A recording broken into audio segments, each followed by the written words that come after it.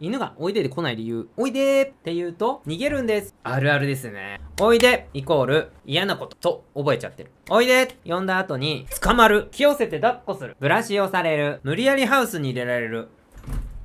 おいでの後に犬にとって不都合なこと、不快なことが起こる。おいでイコール嫌なことって覚えちゃうと、おいでで逃げるようになります。おいでをしっかり教えるには、おいでイコールいいこと、好きなことと教える必要があります。おいでの後におやつをあげるとか、犬が好きな遊びをするとか、散歩に行けるとか、おいでの後の犬のメリットをしっかり提示できてるか考えてみてください。